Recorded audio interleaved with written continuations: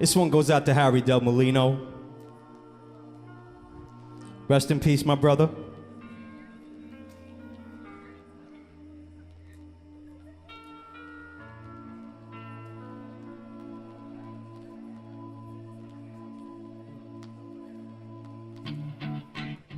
Look, if you had one shot or one opportunity to seize everything you ever wanted in one moment, would you capture it or just let it slip? His palms are sweaty, knees weak, arms are heavy. There's vomit on his sweater already. Mom's spaghetti, he's nervous, but on the surface he looks calm and ready to drop bombs.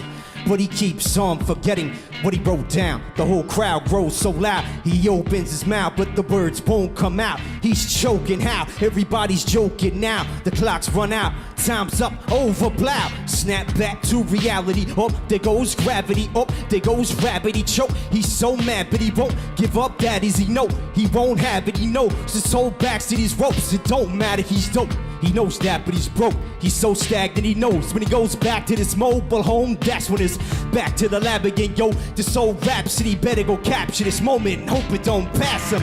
Lose yourself in the music, the moment you own it, you better never let it go. You only get one shot, do not miss your chance to blow. This opportunity comes once in a lifetime. Lose yourself in the music, the moment you own it, you better never let it go. You only get one shot, do not miss your chance to blow, blow. The soul's escaping through the soul that is gaping. This world is mine for the taking. Make me king as we move toward a new world order. A normal life is boring, but superstardom's close to post-mortem. It only grows harder, homie grows harder. He blows, it's all over these hoes, it's all on him. Coast to coast shows, he's known as the Globetrotter. Lonely roads, God only knows he's grown farther from home, he's no father. He goes home and barely knows his own daughter. But hold your nose, cause here goes the cold water. These hoes don't want him no more, he's cold product. And he moved on to the next schmo flows. He nosed over and sold nada.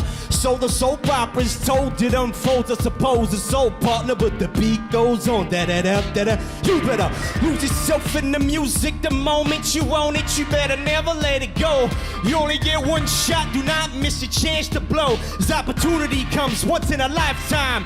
Lose yourself in the music, the moment you own it, you better never let it go. You only get one shot, do not miss your chance to blow. No more games, I'ma change what you call rage. Tear this motherfucking roof off like two dogs' cage. I was playing in the beginning, the mood all changed. I've been chewed up and spit out and booed off stage, but I kept rhyming, step right in the next cipher. Best believe somebody's paying the Pied Piper.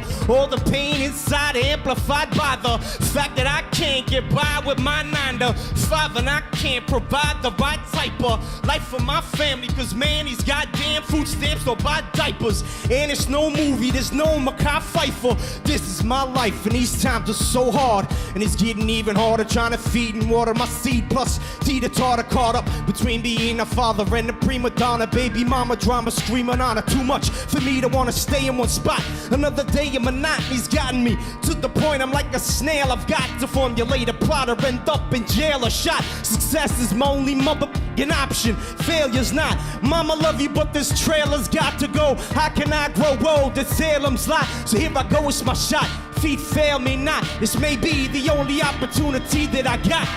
Lose yourself in the music, the moment you own it, you better never let it go. You only get one shot, do not miss your chance to blow. This opportunity comes once in a lifetime. Lose yourself in the music, the moment you own it, you better never let it go.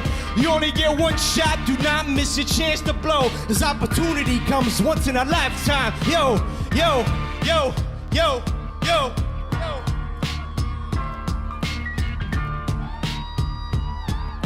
You can do anything you set your mind to.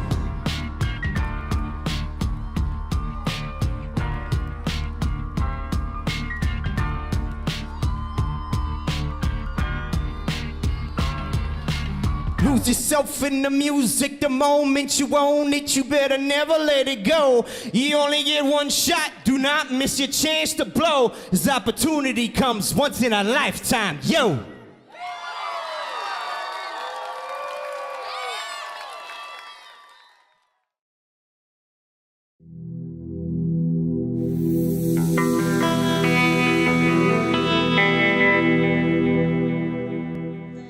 Biggest thing you can do in a situation where something goes wrong is flip it.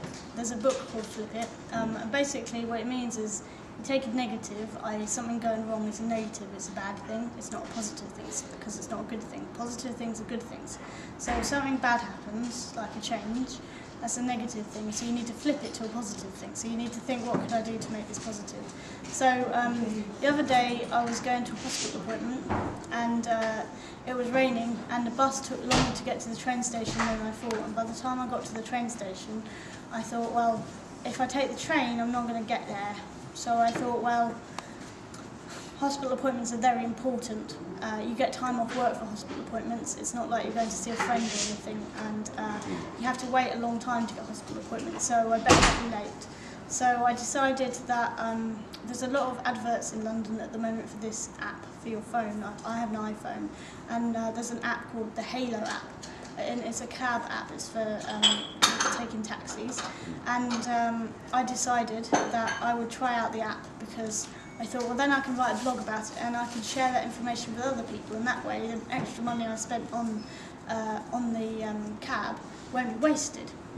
Anyway, so I started the app and I took screenshots of the app as I was using it, and actually the Halo app is really friendly for people on the autistic spectrum because it takes out a lot of the social interaction and confusion. And when I got in the cab, I'm a very chatty person and I enjoy chatting to people. And my cab driver he runs his own publishing company, and so I was chatting to him about publishing books and the people he knows on the autistic spectrum, and it was a really good conversation. And I paid on the app, so there was no fiddling around with cash or anything like that. And then I could blog about it and tell people about it, and also like maybe one day I'll get a book published with that publishing company. So that was a really positive experience, but it could have been really negative because I could have worried about how much money it was going to cost me, or that, well, this is bad. But I just thought, rather than thinking of all the bad things, I tried to find one positive thing to focus on. So if you're in a situation where something's gone wrong, if you can focus on a positive thing, it's very hard, you have to train yourself to do it, but if you can find one positive thing to focus on and completely focus on it, that is very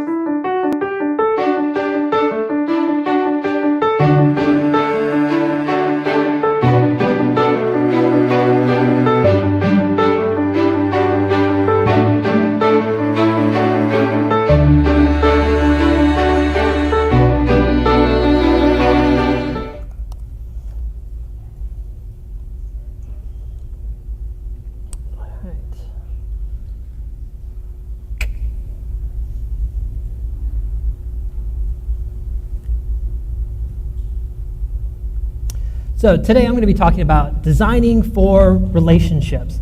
And I'm going to talk a little bit about how you design software for relationships, but more importantly, I'm going to be talking about how do you design a company, a team, an organization so that it is built in a way that it fosters really strong relationships with the users and customers that help you grow. There's going to be a lot of information, a lot of slides, a lot of examples, and a lot of eye candy. I want you guys to know that I'll just tweet a link to these slides that you can download after the presentation. So don't worry about having to scribble anything down, just sit down and enjoy the show. My journey into entrepreneurship started in a room not unlike this one, and it was a very unlikely event for me. Before I knew I was going to be an entrepreneur, I had graduated from college studying modern American literature and an interdisciplinary degree called digital arts. It combined computer science, art, and music together. And what I focused on was building interactive systems inside of museums and creating really kind of interesting exhibits. And I thought I would take a year off from college and then go get to graduate school, get an MFA, and teach art to hippies. However, during that year off, I fell down the rabbit hole, and it started in this room. This is South by Southwest 2005. This is March, and I convinced two friends to come with me who I was working with at the time, Chris and Ryan Campbell, they're brothers, and they would later become my co-founders. And we see a talk by Jason Fried. He does a presentation called How to Make Big Things Happen with Small Teams. And what's interesting is that we realized in that room that none of the teams or other people that were in there were any better than us, and there was no reason why we couldn't do the things that he was talking about. So that night, we go back to my parents' place because they had a house in Austin, and we register particletree.com, and we immediately start the blog because one of the things he talked about was that before you build a product, build an audience. And we had zero audience at the time, and so we started writing and filling in this large knowledge gap in terms of how to create a software company. So we wrote about business and entrepreneurship, design and usability, and also programming and code. And on those three areas, we wrote tons of articles, we did tons of research, and we just shared everything with the world. And what was interesting about it is that we did this for about a year, and we started getting some traction. And this is at a time when sort of Slashdot is big. And so, I don't know, over the course of the year, we get about 35,000 people subscribed to the blog, and when we get Slashdot, we get about 100,000 people that would come and see our stuff within a day. And so later that summer, after our second Slashdot, Chris and Ryan, they go away for the summer, and sitting in this hot tub, they kind of think, God, if we have all these eyeballs, like we have an audience now, we should be able to do something.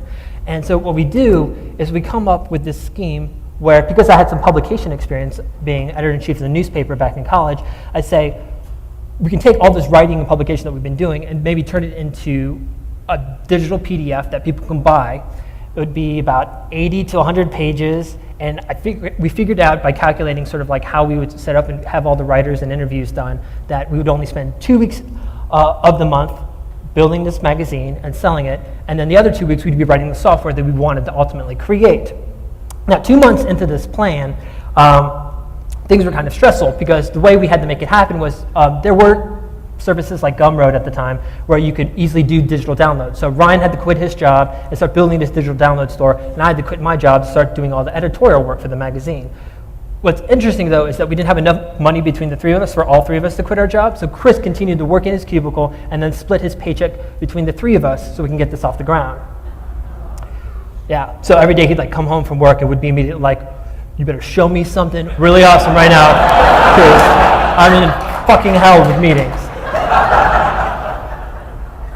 So 2 months into this plan, after we released our first issue, we see that Y Combinator is about to take another batch of startups.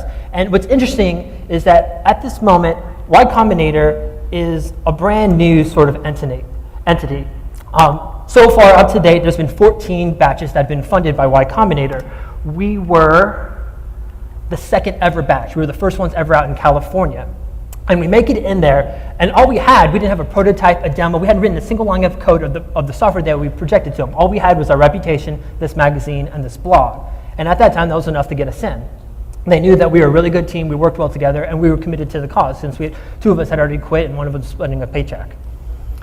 So we start writing our first lines of code in January 2006, and then 3 months later, we have a prototype and we demo it out to a room full of investors.